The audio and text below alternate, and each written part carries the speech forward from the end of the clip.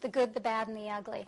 All of a sudden, not only do we see and feel ourselves differently, but we experience the world in a whole different way. And that's what creates heaven on earth. There's no more powerful moment than this moment to create.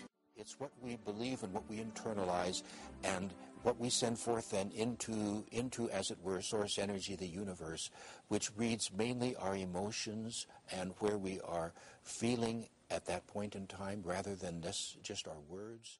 I think it's very important as we're going throughout the day to engage in things that are in fact generating positive feeling states. And once you have that direction, once you have that intention, that keeps happening like that.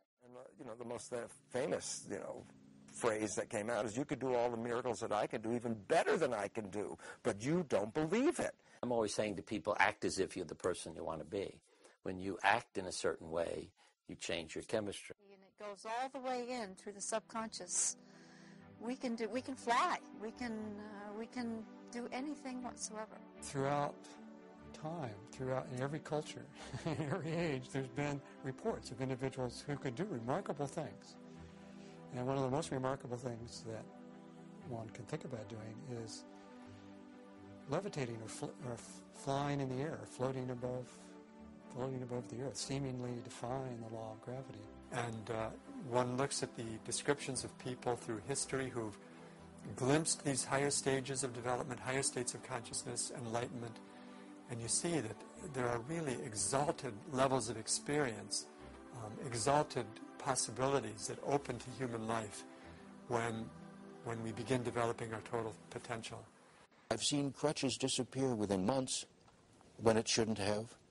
And I've seen people, once they catch the thought that they do not have to buy into somebody else's concept of reality, that they can make their own, that they can walk through life unscathed pretty much physically and in every other way. The notion that our thoughts can control or alter our genetic signals is a very powerful.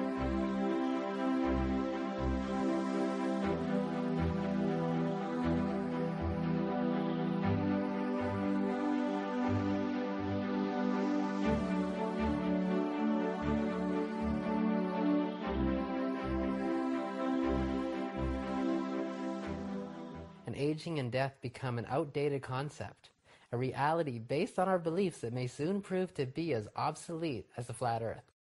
There is a tradition in many societies of the world, China, India, many other traditional cultures have a tradition. Stories of individuals who've lived very, very long lives. This, even in there, in the Western religious tradition, in the Old Testament, there are stories of Methuselah and so on. Now, are these just fanciful stories? Could people really live to be hundreds of years old, or maybe even older, as suggested by these traditions? Well, maybe these stories aren't so fanciful after all. And the key is to have a technique to reduce the biological aging process, to arrest the aging process. As a matter of fact, one of the things I often say to people is, if you have no sense of time, how can you get older? Oh, the great joy of the great peace. And when you immerse into that, so much of what happens in your world has a whole different shift. It's no longer you against them, but it's you and how you harmonize and balance with it, how you make it work for you and all life around you. When that is reached in many of us, we will have a different situation here. When you know, that means mind, body, and soul are all aligned.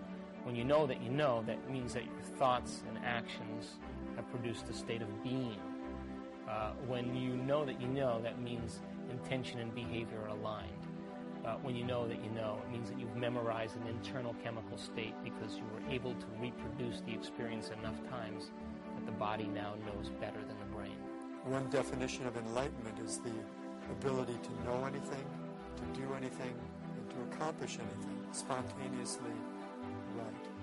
So when one's mind has access, when it's grounded in the field, when it's living within that field of pure intelligence that's organizing the entire universe, from that level, one could know anything. One could do anything. You could achieve anything that you want for yourself, for your society. The purpose of life is to experience God and to realize God and return back to the source from where we came. I believe we are who we make ourselves to be. We can be whoever we want to be. The purpose of life is the exciting moments that come as we internalize and remember more and more of who and what we are and who and what everyone else is, and give everyone else the freedom to do or be as they choose to do or be. What if the purpose of life is to awaken to who we really are? And I think when we follow our joy, follow our passion, then we're doing the right thing. To me, it's like winning the game. What's winning the game? You win the game when you know who you are.